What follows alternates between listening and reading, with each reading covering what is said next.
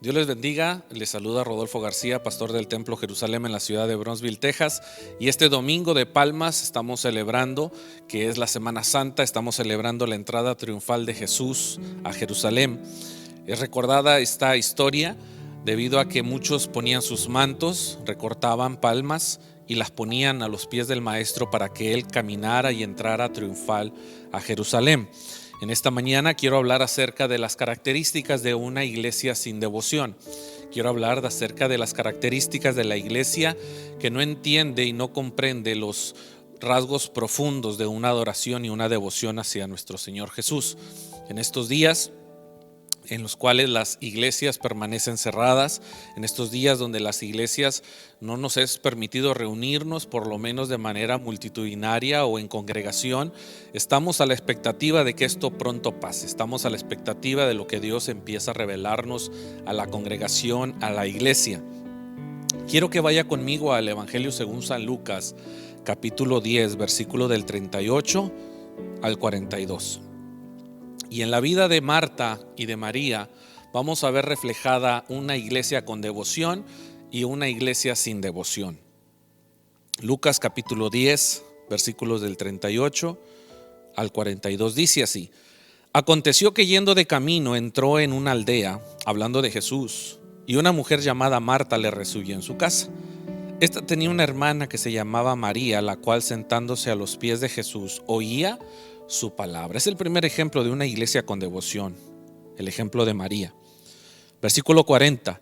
Pero Marta se preocupaba con muchos quehaceres y acercándose dijo: Señor, ¿no te da cuidado que mi hermana me deje servir sola? Dile pues que me ayude.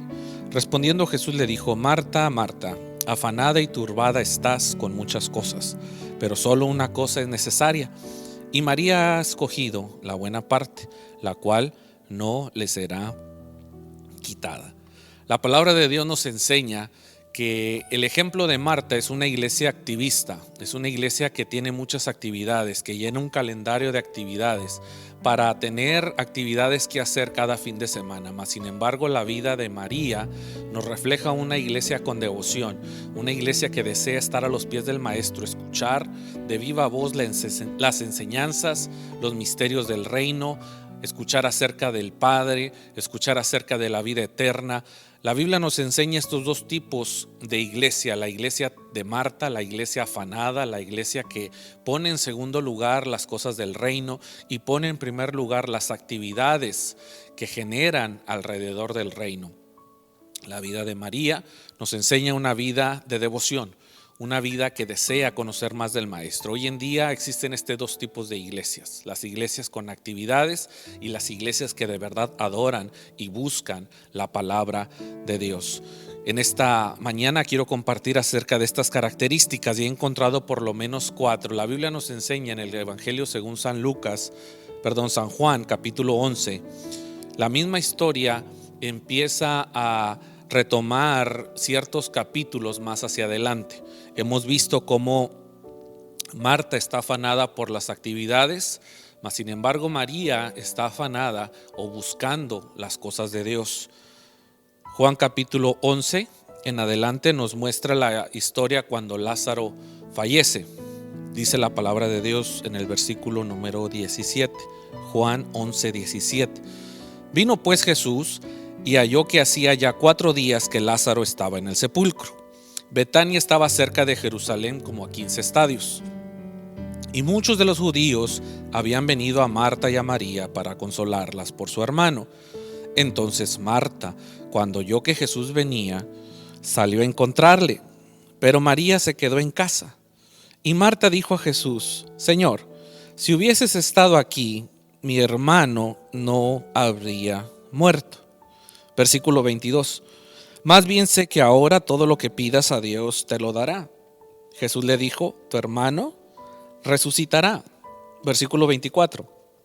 Marta le dijo: yo sé que resucitará en la resurrección en el día postrero. Le dijo Jesús: yo soy la resurrección y la vida. El que cree en mí, aunque esté muerto, vivirá. Versículo 26. Y todo aquel que vive y cree en mí no morirá eternamente. ¿crees esto? Le dijo: sí, Señor, yo he creído que tú eres el Cristo, el Hijo de Dios, que has venido al mundo. Hermanos, la vida de Marta se ve reflejada en unos cuantos versículos hacia adelante. Una iglesia sin devoción. Una iglesia sin devoción por lo general desespera. La Biblia dice que Jesús tardó más de lo debido para ir a orar por Lázaro, por la enfermedad que sufría. Una iglesia sin devoción desespera. Dice la Biblia que sale al encuentro Marta y le dice: si hubieses estado aquí. Una iglesia sin devoción, hermanos, se desespera. Se desespera hasta cuando no encuentra una respuesta, cuando la respuesta es tardía. Una iglesia se desespera con los demás, empieza a desesperar el entorno en el cual se encuentra. Una iglesia sin devoción se pone demasiado nerviosa. Una iglesia sin devoción intenta desestabilizar emocionalmente a los que se encuentran a su alrededor. Una iglesia sin devoción, hermanos, en estos tiempos no tranquiliza, sino que desespera. Una iglesia sin devoción no tiene paz.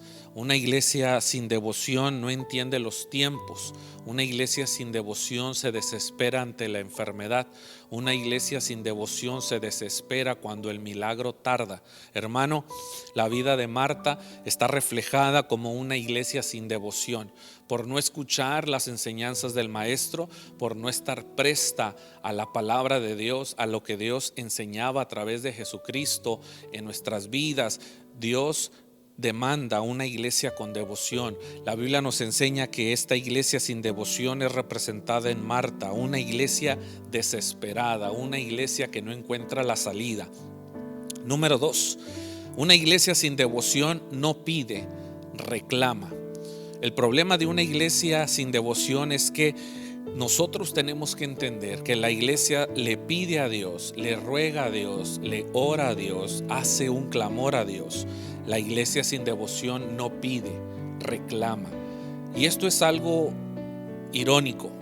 ¿Cómo es posible si nosotros, siendo siervos de Dios, le exijamos a nuestro Señor? La iglesia no está en la capacidad de exigirle nada a Dios. Por el contrario, lo que recibimos es por gracia, es por misericordia de Dios. No se le puede ordenar ni exigir nada a Dios. La Biblia nos enseña que Dios es el que controla todas las cosas, que todas las cosas están dentro de su voluntad. Nosotros pedimos que intervenga, pero aún así no podemos exigirle a Dios nada. Es imposible que forcemos a Dios. La Biblia nos enseña que una iglesia sin devoción no pide, reclama, exige resultados de parte de Dios. Número 3, una iglesia sin devoción no tiene revelación. Una iglesia que no tiene devoción no entenderá quién es el que le está hablando delante de ella. La Biblia dice que Jesús empieza a cuestionarle a Marta y le dice: bueno, si sabes que tu hermano va a resucitar, mas sin embargo Marta no tiene la revelación correcta, sabe que su hermano va a resucitar, pero no entiende quién es el que le está hablando. Jesús mismo se le revela y le dice: yo soy la resurrección y la vida. Una iglesia sin devoción no entenderá las palabras que el mismo Jesús nos comparta. Una iglesia sin devoción no entenderá que el que nos habla es la resurrección y la vida. Una iglesia sin devoción nunca entenderá quién es Jesús a menos que tenga devoción. Una iglesia sin devoción no podrá conocer a Jesús nunca. Es importante que la iglesia con devoción entienda que al tener devoción, Dios empieza a revelársele a la iglesia. Una iglesia que no tiene devoción no tendrá revelación, no tendrá el más mínimo idea de quién es el que nos está hablando, no entenderá quién es nuestro Señor, no entenderá quién es Jesucristo.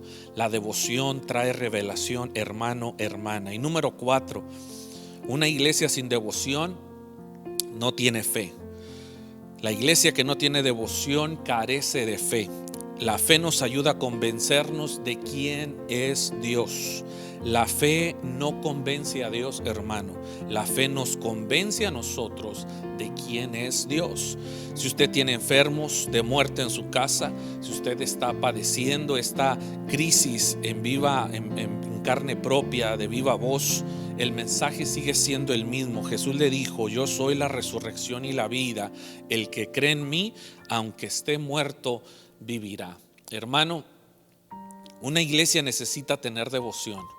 La iglesia necesita buscar de Dios. Hoy en día tenemos el tiempo necesario en nuestra casa para orar y para buscar de Dios. No es tiempo de estar afanado por las demás cosas. Hay que concentrarnos en buscar de Dios.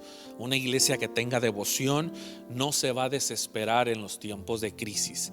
Una iglesia que tenga devoción jamás le reclamará a Dios por su situación. Al contrario, entenderá la idea del tiempo y cómo pedirle a Dios en su divina voluntad.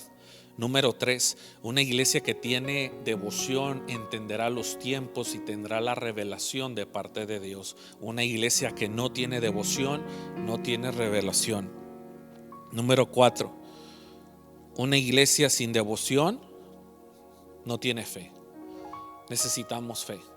Necesitamos tener la devoción de nuestro Dios para que esa fe venga e inunde nuestro entorno, nuestras vidas. Hermano, en estos días yo le invito a que usted cambie el miedo por la fe, que usted cambie la preocupación por la adoración.